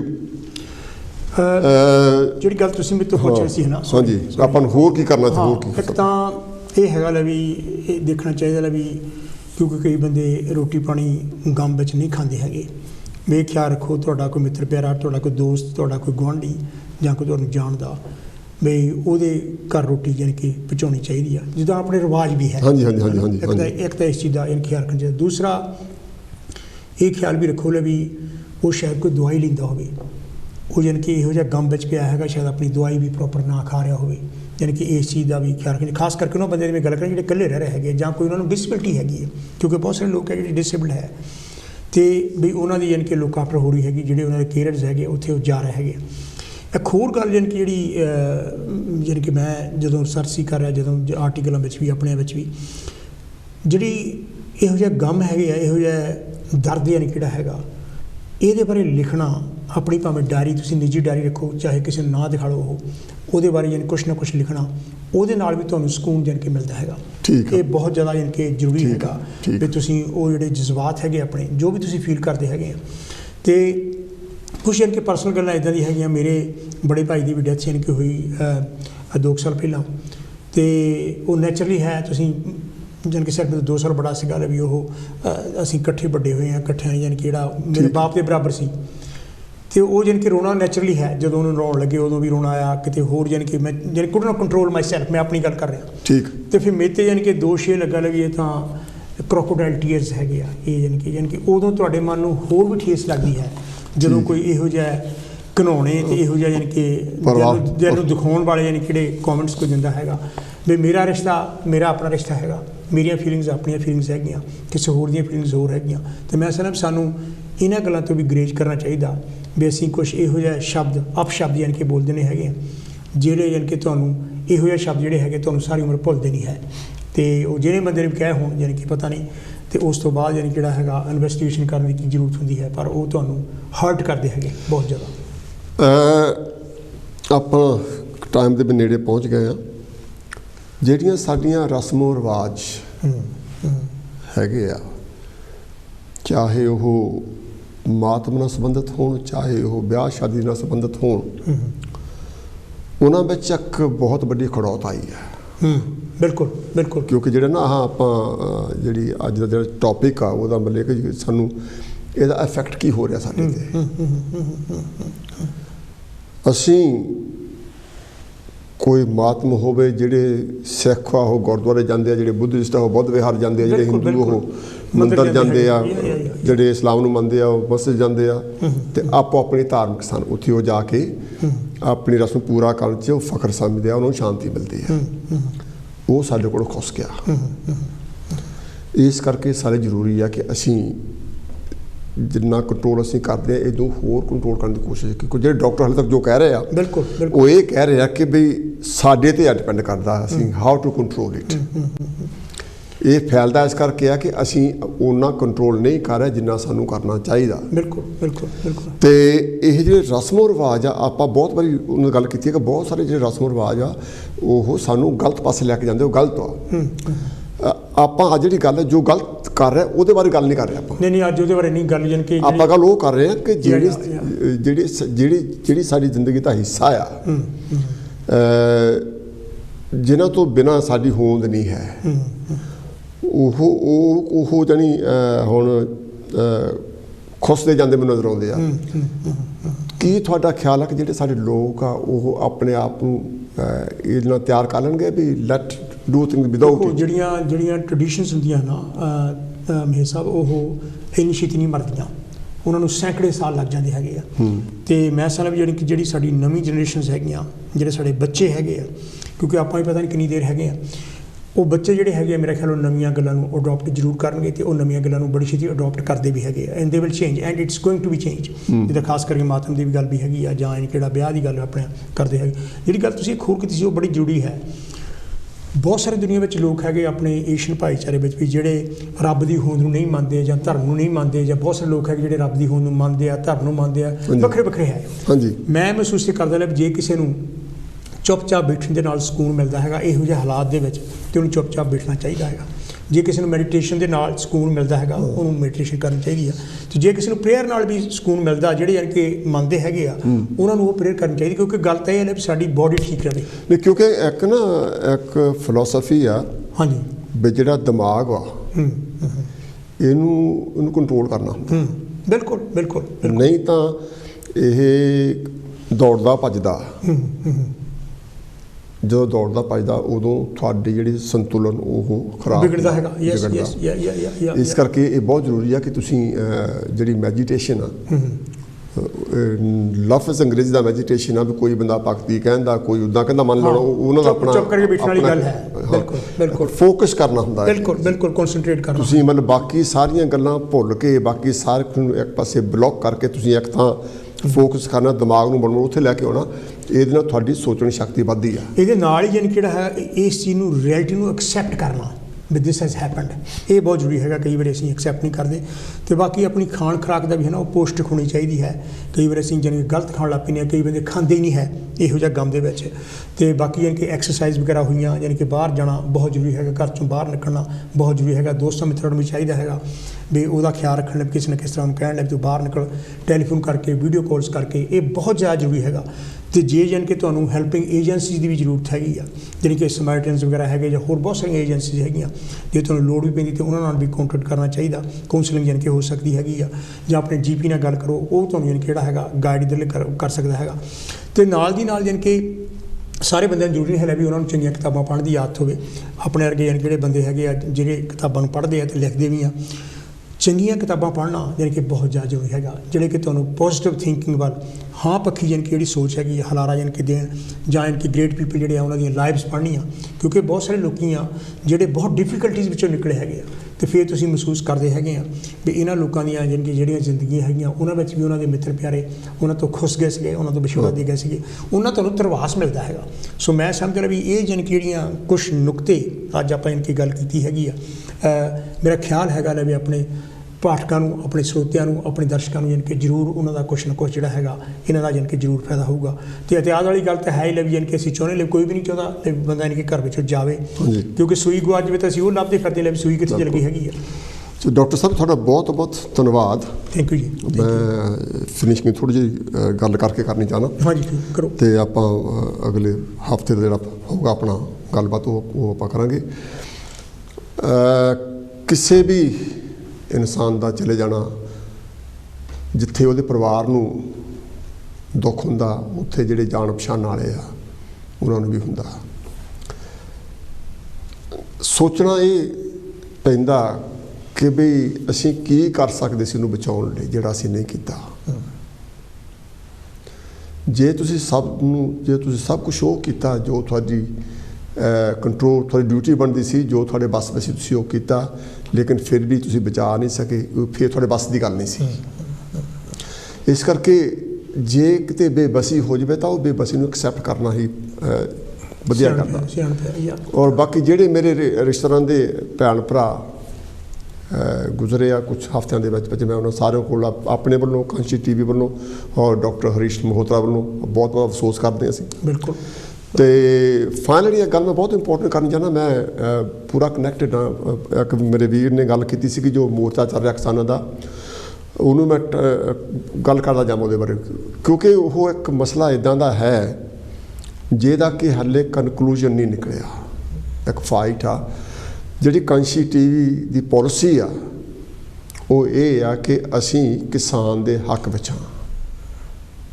ਬਾਕੀ ਉਤਰਾਅ ਚੜ੍ਹਾਅ ਜਿਹੜਾ ਹੈਗਾ ਆ, ਇਹ ਕਦੀ ਕਿਸੇ ਕਿਸਾਨ ਨੇ ਗਲਤ ਕਰ ਲਿਆ, ਕਦੀ ਸਰਕਾਰ ਨੇ ਗਲਤ ਕਰ ਲਿਆ, ਇਹ ਗੱਲਾਂ ਤਾਂ ਹੁੰਦੀਆਂ ਰਹਿੰਦੀਆਂ। ਕਿਉਂਕਿ ਜੇ ਇਸ ਲਈ ਅਸੀਂ ਕਿਸੇ ਇੱਕ ਬੰਦੇ ਨੂੰ ਕਹੀਏ ਵੀ ਉਹਨੇ ਗਲਤ ਕੀਤਾ ਜਾਂ ਉਹਨੇ ਗਲਤ ਕੀਤਾ, ਹੋ ਸਕਦਾ ਕੱਲ੍ਹ ਨੂੰ ਸਾਨੂੰ ਸਾਡੀ ਆਪਣੀ ਜ਼ੁਬਾਨ ਨੂੰ ਜਵਾਬ ਦੇਣਾ ਪਵੇ। ਨਾਲੇ ਤੋਂ ਬਿਨਾਂ ਇਹਦੇ ਬਾਰੇ ਕਈ ਹੋ ਚੁੱਕੇ ਪ੍ਰੋਗਰਾਮ, ਕੱਲ੍ਹ ਵੀ 3 ਘੰਟੇ ਤੇ ਪ੍ਰੋਗਰਾਮ ਹੋਇਆ, ਪਰਸੋਂ ਵੀ ਹੋਇਆ। ਅਤੇ ਮੈਂ ਇਹ ਸਮਝਦਾ ਕਿ ਇੱਕ ਸਭ ਨੂੰ ਲੈ ਕੇ, ਕਿਉਂਕਿ ਬਹੁਤ ਜਿਹੜੇ ਗੱਲਾਂ ਉਹੀ ਆ ਜਿਹੜੀਆਂ ਕੱਲ੍ਹ ਡਿਸਕਸ ਹੋਈਆਂ, ਅਸੀਂ ਵੀ ਉਹੀ ਕਰਨੀਆਂ, ਬਾਕੀ ਜਿਹੜੇ ਮੀਡੀਆ ਉੱਤੇ ਵੀ ਉਹੀ ਹੁੰਦੀਆਂ। ਅਤੇ ਅਸੀਂ ਇਹ ਤੁਹਾਨੂੰ ਮਤਲਬ ਮੈਂ ਤੁਹਾਨੂੰ ਅਸ਼ੋਰਟੀ ਦਵਾਉਣਾ ਕਿ ਅਸੀਂ ਕਿਸਾਨ ਦੇ ਹੱਕ ਵਿੱਚ ਹਾਂ। ਸਰਕਾਰ ਜਿੱਥੇ ਵੀ ਬੇਇਨਸਾਫੀ ਹੁੰਦੀ ਆ, ਕਾਂਸ਼ੀ TV ਉੱਥੇ ਸਟੈਂਡ ਲੈਂਦੀ ਆ ਕਿ ਅਸੀਂ ਬੇਇਨਸਾਫੀ ਦੇ ਖਿਲਾਫ ਹਾਂ, ਚਾਹੇ ਉਹ ਜਾਤ ਪਾਤ ਦੇ ਆਧਾਰ 'ਤੇ ਹੋਵੇ, ਚਾਹੇ ਉਹ ਕਿਸਾਨ ਕਾਨੂੰਨ ਦੀ ਗੱਲ ਹੋਵੇ, ਚਾਹੇ ਉੱਥੇ ਹੋਰ ਕੋਈ ਗੱਲ ਹੋਵੇ। ਜਿੱਥੇ ਵੀ ਬੇਇਨਸਾਫੀ ਹੁੰਦੀ ਆ, ਅਸੀਂ ਬੇਇਨਸਾਫੀ ਨੂੰ ਬਰਦਾਸ਼ਤ ਨਹੀਂ ਕਰਦੇ ਔਰ ਅਸੀਂ ਉਹਨਾਂ ਦੇ ਹੱਕ ਵਿੱਚ ਹਾਂ। ਅਤੇ ਬਾਕੀ ਆਪਾਂ ਮਿਲਾਂਗੇ ਅਗਲੇ ਹਫ਼ਤੇ।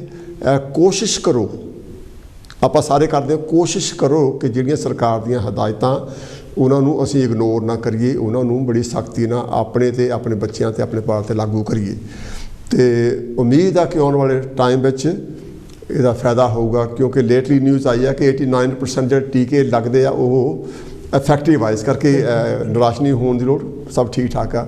ਮਿਲਾਂਗੇ ਅਗਲੇ ਹਫ਼ਤੇ। ਜੈ ਭੀਮ, ਨੋ ਬਧਾਈ।